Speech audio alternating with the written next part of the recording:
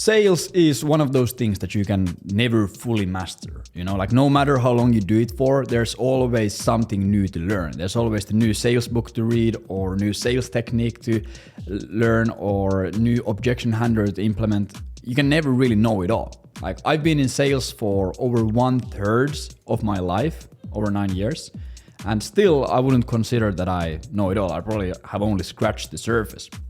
But over my career in sales, knocking tens of thousands of doors, closing millions of dollars in agency deals, training hundreds of sales reps, building sales teams, breaking records, getting awards, all this stuff, there has been a handful of these really important concepts that have really morphed my view of sales. You know, like once you understand this one thing, how you look at sales is going to be different for the rest of your life.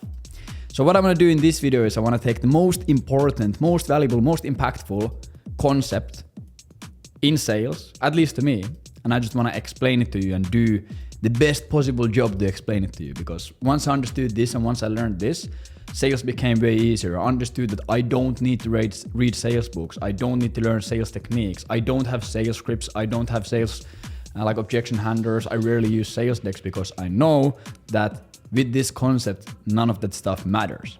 It might help, but it doesn't matter. You know, it's not make it or break it kind of thing. So it's gonna be a great video. So if we go to like a really fundamental level, there are going to be two main ways to improve your sales performance. You know, two main ways. And again, this is a major generalization, and there's a lot of categories under these two main things.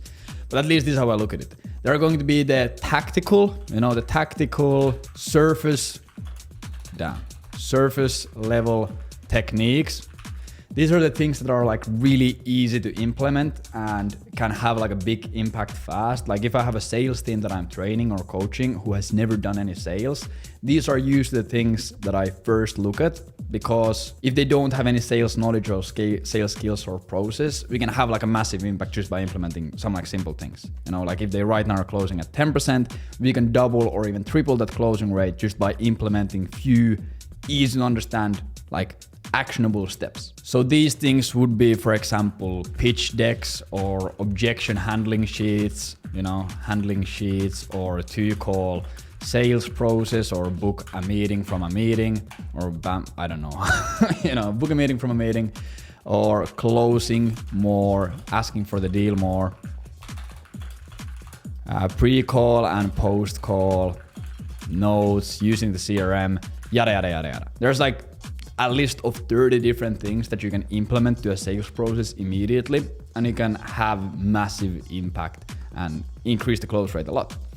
But these are truly things that they only work, or they only have a big impact if there's really no previous sales framework or nothing's really implemented. Like, yeah, you can add like a small thing like asking for the deal one more time and you'll see like a few percentage increase in your closing rate.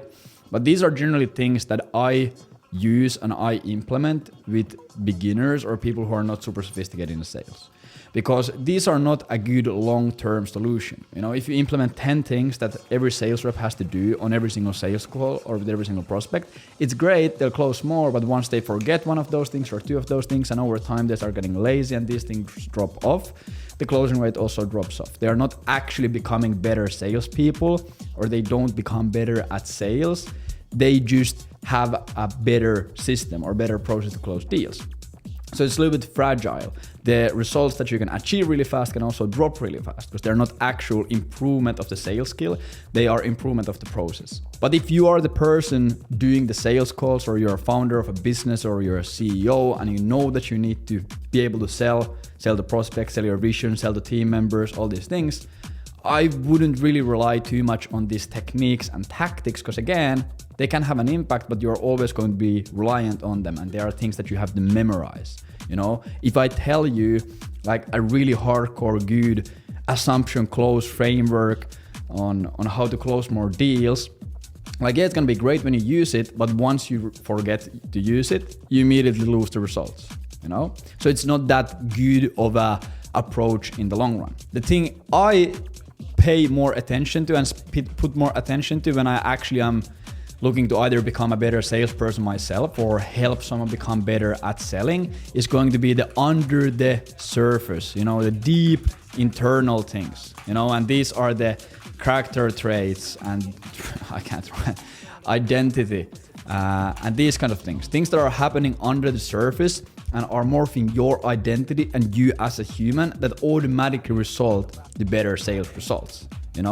Like there's always this concept of cause and symptoms. There's something, you do something, or like there is a cause for something, and then because of that cause, there is a symptom that comes from it. Like an easy way to look at it in real life is you get sick, you get the flu, and now you have a symptom of runny nose, or like your nose is running, or your eyes are tearing up, yada yada yada. So a lot of people in business, in marketing, and sales focus just on symptoms. And a lot of these things are just symptoms, like asking for the deal more, or being more, like trying to get the control of the call or setting the agenda of the call. These are symptoms of actually being the person who is good at sales,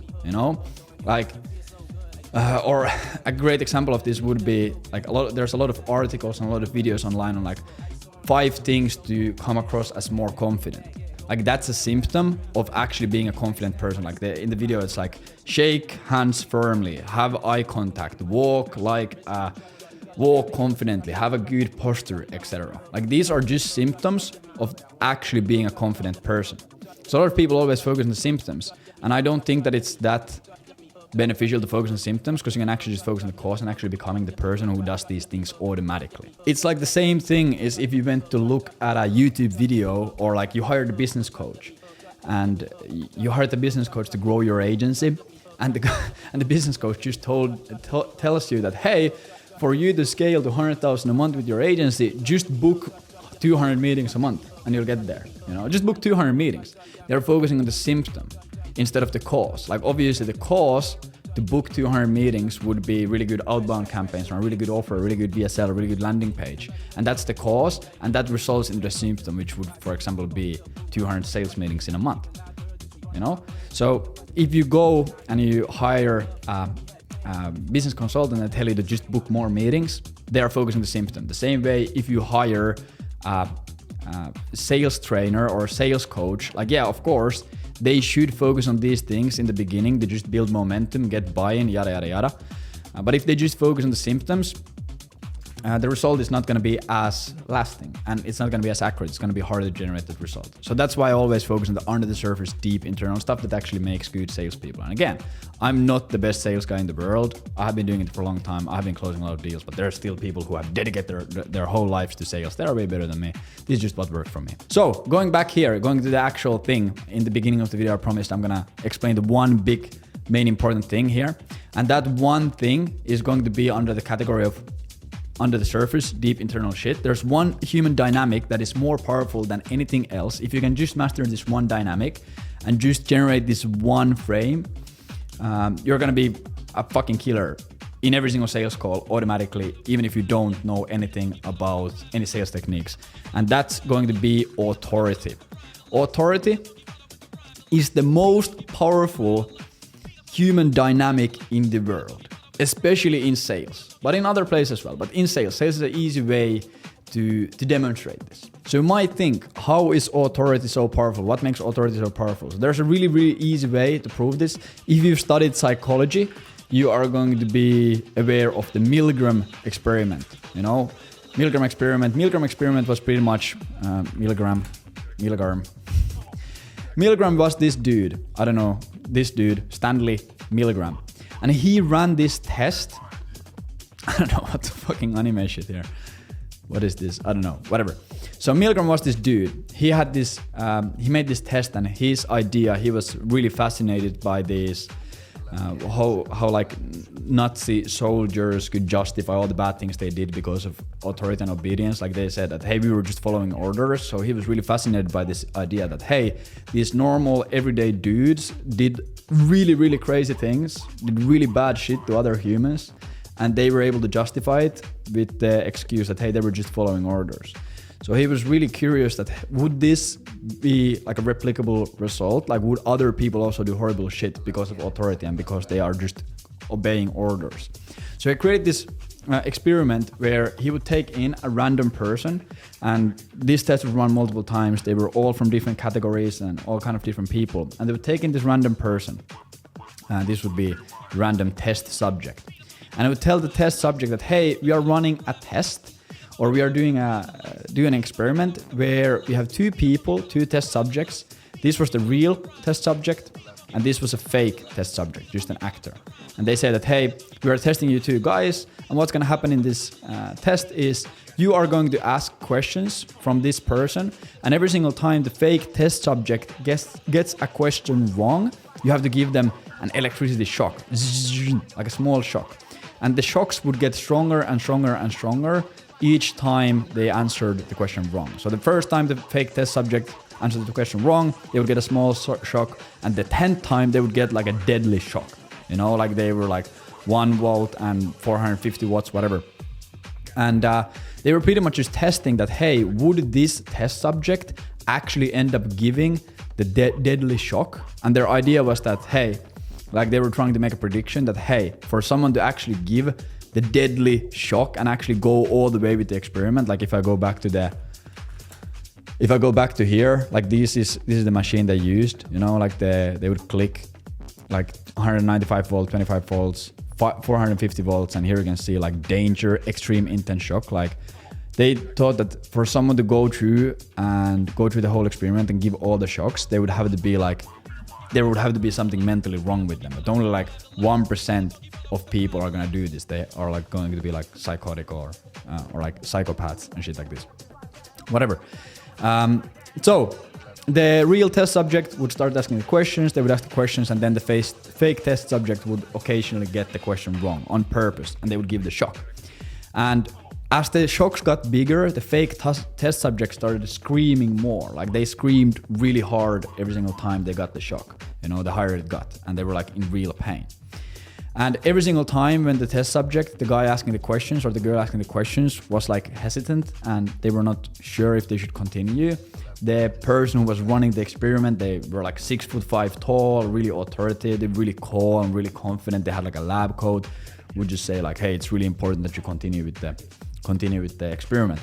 So 60% of the people who they tested ended up giving the deadly shock. You know, they went all the way. They heard the people scream. They stopped responding. They were dead, and they just kept giving the shock. 60% of these people got manipulated into committing murder just because some guy in a lab coat and 6'5" tall told them to do it. You know, just because of authority. With strong enough authority and with enough of authority, they were able to get random people to commit murder 60% of the time, which is fucking crazy. You know, which is wild. So authority is pretty strong. You know, like when people obey authority like really hardcore. And the reason why this happens is like in the Stone Age, like tens of thousands of years ago, our ancestors, everyone was like in tribes. We evolved in a really tribal culture, and if you wanted to survive in the world, you had to really work well and cooperate well with these tribal hierarchies. You know, like if there was a tribe leader, if you didn't obey their orders and if you didn't do the shit that they told you to do, you would get kicked off the tribe and you would die. You know, so our brains got hardwired to obey to authority, because if you didn't obey to authority, you would die. And if you obeyed to authority really well, you probably had a survival edge. You would get more protection, you would get more benefits from being in the tribe, yada yada yada. So our ancestors had to obey authority for them to survive in the world. So that's why still to this date, in our subconscious minds, in our brains, we obey the authority really well because it's linked to these survival instincts. It's like tens of thousands of years of deep programming. Again, really, really hard to bypass that. And this is also the same reason why our brain, like subconsciously, is really good at reading these authoritative and dominant cues, you know. We subconsciously, when we look at people, we are always trying to see if they are the authority figure that we should obey to, and subconsciously this is always happening. And this is also the same reason why some neuroscientists have I felt that like the same way we are born with like a capacity for language, like when you're a small baby, you learn language really fast. The same way we are born with capacity for obedience to authority, you know, like not obeying authority puts us in danger subconsciously. So our brain doesn't want to do that. We obey the authority really hardcore.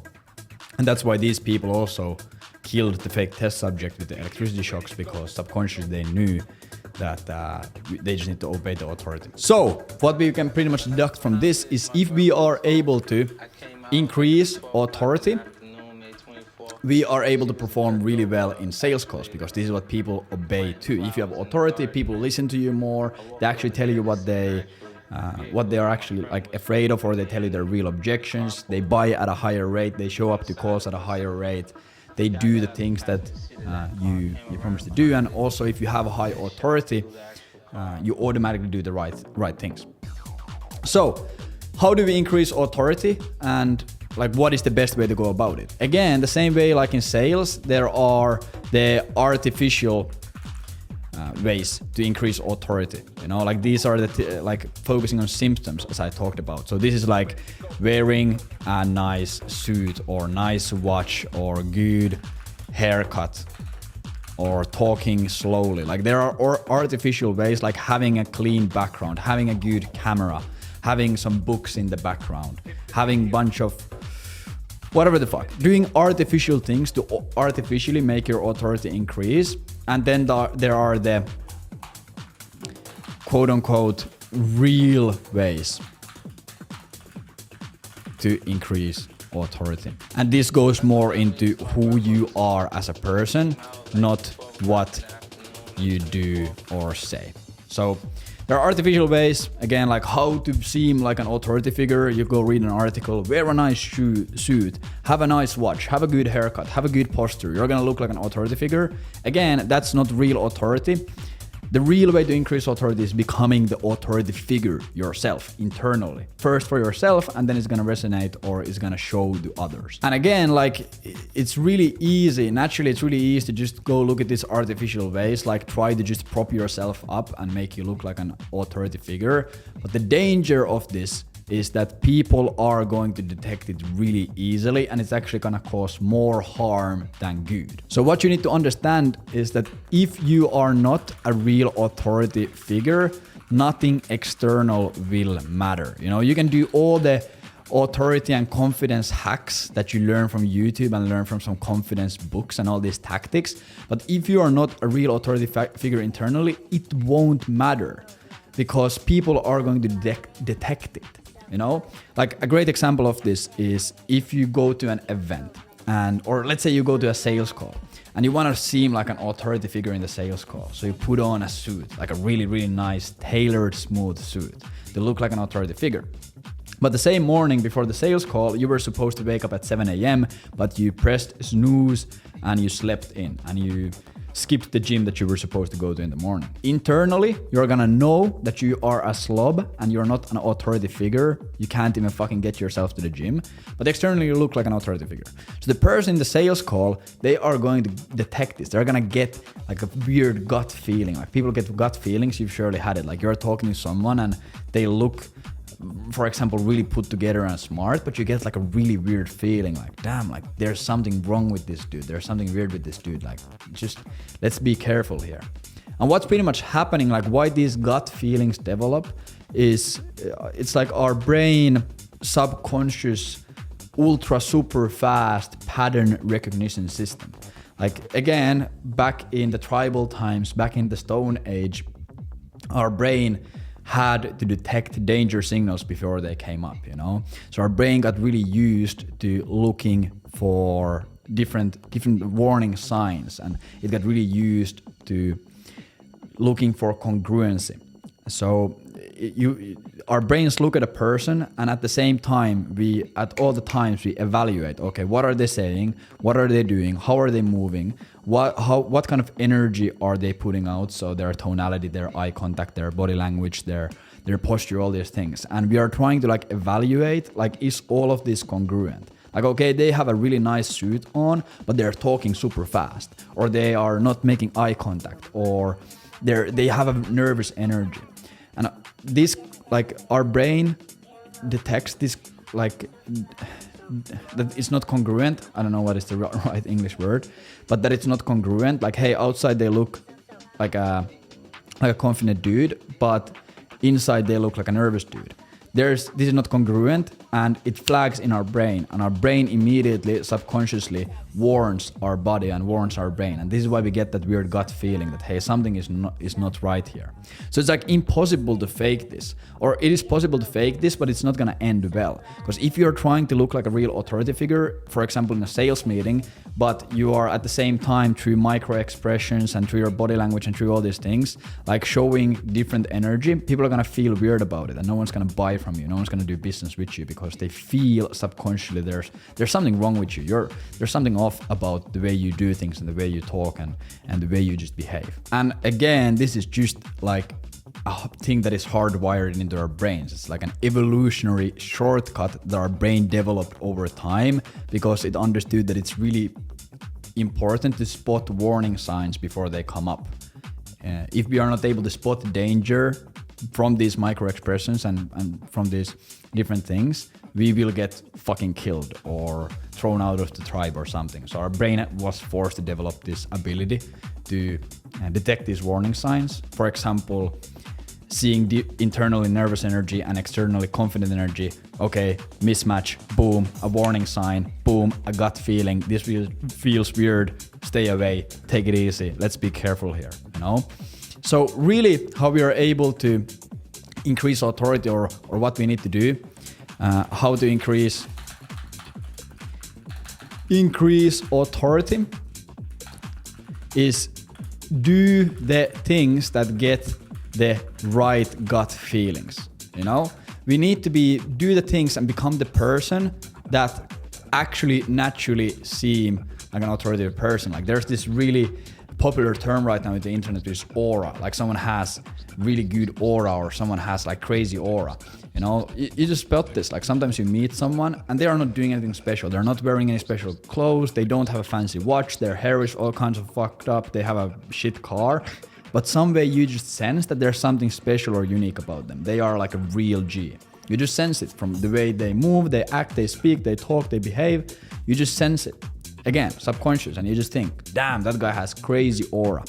So the real way to actually become this authority figure and perform good in sales calls and have people obey to you and have people trust you and follow you is to become the person who has this crazy aura. You know, I'm speaking like a fucking brain rot term, skibbity toilet type of shit.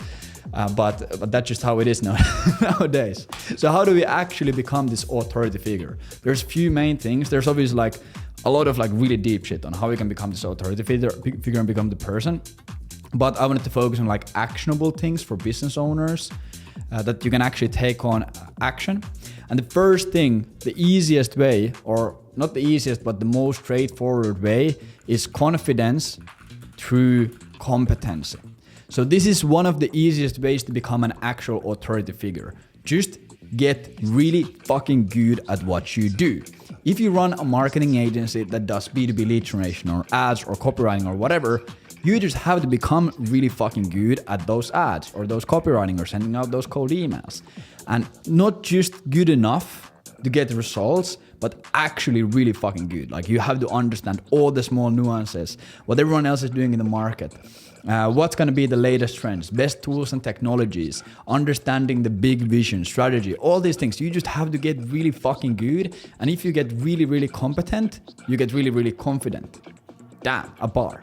And if you're really, really confident, this is going to resonate as you being an authority figure. Like if you hop on a sales call with someone who is the best in the world at writing some specific advertorials for fucking supplement brands, you'll sense it. They don't need any special sales skills. They are just that fucking good. And you know it. They don't even have to say it. You just feel it from them, the way how they act. So easiest way for you to increase your authority is get really fucking good. Master the craft. Respect the craft. You know? Boom. The second thing is, again, super simple, discipline and self-control. So again, if you want to become an authority figure, you have to be just really disciplined. and you have to have really good self-control. If you are a slob who can't keep their apartment clean, or can't wake up in the morning to the gym, or can't get the work done when necessary, you are going to internally be low confidence. You are gonna have really low self-esteem. And again, people are gonna spot it. No matter if you have like a fucking tailored $10,000 Brunello Cucinelli or Brioni suit on and a fucking $50,000 day date on your wrist, like, yeah, externally you're gonna look really successful and really confident and high self-esteem. But when you speak to people are gonna notice that, okay, this dude is not as dialed in as you would think. And they're gonna get that weird gut feeling. So discipline and self-control. Master it over time with small things. Just focus on getting extra few hours of work in. Just focus on keeping your promises to yourself. Just focus on getting your to-do list done. Like, just keep your own word to yourself, and your self-esteem is gonna fucking skyrocket, and the way you carry yourself is also going to skyrocket. So your closing rate is going to, you guessed it, fucking skyrocket. Third thing, extreme ownership, accountability. Great leaders in the world, like again, if we go back to the Stone Age or the tribal times where we all were living in tribes, like the person who had the highest authority was the leader of the tribe. And to be the leader of the tribe, you have to have extreme ownership. You have to be responsible. People want to work with like people they can rely on, so you have to have extreme ownership. Don't blame the clients, don't blame the market condition, don't blame the tools or your business partner or employees. Everything is your fucking fault, and everything bad and good that happens to you happened because of you. You know, someone fucking runs over you with a car, it's like, yeah, that's your fucking fault. You should have spotted the car. You have to have extreme ownership. The next thing is clarity of vision. You know, again, we go back to leadership. Like, people who had the highest amount of authority were the leaders, and leaders have a clarity of the vision. They know what's gonna happen. They know the vision, that they know what's gonna happen in 6 months, in 12 months, in 2 years, in 10 years. They know where they are heading. And other people like to follow these kinds of people, you know, these kind of leaders. These people, they obey their vision or work towards this vision together, because people don't have this kind of clarity themselves. So you need to know what you are doing and what's the end goal. And the last thing is this is one of the easiest ways to boost your authority is your close circle. We see this all the time because we have been running like a B2B growth marketing mastermind, Agent Velocity, for almost 3 years now. And we have a lot of like fucking killers there, like people who are some of the best in what they do, like best in their craft. And people join this group and they change their close circle from hanging out with losers and people who don't get anything done to suddenly being in this hyper competitive, hyper confident, hyper competent. Damn, that was a fucking word mumbo jumbo. Try to say that fast 3 times. They hop into this group and their confidence immediately skyrockets because their close circle changes. Like, everyone has heard the saying, you're the average of your 5 closest friends. Like, yeah, it's a massive cliche, but the reason why it's a massive cliche is because it's extremely true. Like, people wouldn't repeat that shit over and over again if it wasn't true. And again, there's like a lot of neuroscience and brain chemistry and evolutionary behavior therapy theory that proves this and that explains this. I recommend you to go read it. It's pretty fascinating stuff. Just go online, you'll figure it out. But our brains will naturally start imitating our close circle because that's what you had to do when you were living in a tribe. Like, if you didn't fit in, you would get kicked out and you would die. So if you hang around with really competent, hardworking, motivated, disciplined people, you are going to develop those habits automatically. You know, your subconscious mind is automatically gonna default to those habits and that kind of living. So just by hanging around with the right people, successful people in your industry, you are going to increase your authority. So if you had to just take one thing away from all of this, it's first who you are and then what you say. People who are trying to improve their sales process are always hyper obsessed with what to say. Hey, what should I say here when I get this objection? What should I say on the first slide of my pitch deck? What should I say to set the agenda? Like, yeah, that's all great stuff and good stuff. But if you just are the authority figure, you are going to say the right things automatically. You don't have to remember and memorize any agenda setting lines or any closing lines or objection handlers from YouTube videos. You don't have to remember that shit. You don't have to memorize it. You are going to automatically say the right things when you are the right person. So focusing on this, focusing on the tactical over the surface stuff, it's great in the short term. You can have massive results. Like, of course, if I have a client come to me and they don't have a good sales process and they don't have a CRM and they don't have objection handling sheets or none of that stuff, of course, we'll build those first, we'll make some money immediately, and then we start to focus on this. But in the long run, if you actually want to become good, you have to focus on who you are. You have to become the authority figure. This is going to automatically increase your closing rate. It's going to make it easier to work with your team, hire team members, communicate with clients. It's going to help you in your other life, with your relationships, when you're going out on dates, dealing with friends, dealing with whatever. You have to be high authority, otherwise everything is going to be fucked. As the final note, just understand that people follow leaders. You know, if you radiate authority and confidence and competency and all of these things, you don't have to convince prospects. They just automatically think that you are the best option. There's just no other option. You are just the guy or the girl to go with. Like, imagine you are lost in a jungle. Like, you just wake up and you're in a jungle and there's all these wild animals and tigers and bears and lions are attacking you, and someone just walks up really calmly, really confidently, with a good posture, and they just say, "Hey man, follow me, I'll get you out of here."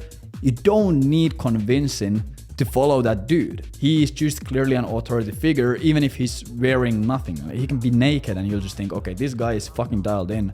I'll follow him. He radiates authority. And this is also what happens with your prospects. Once you become the person who can command authority, everything else becomes automatic. You'll say the right things, you say the right things, you do the right actions, and you say them in the right way, you behave in the right manner. You radiate authority, people follow you, they buy from you, they work with you. And the best thing is, when they work with you, they actually respect you. So you're not gonna have shitty clients who fucking destroy your life and cause you a lot of stress and pain and anxiety. Boom. So yeah, if you run a growth marketing agency, of course, go check out the Agent Velocity from the link in bio and subscribe to the channel and do all these things, man.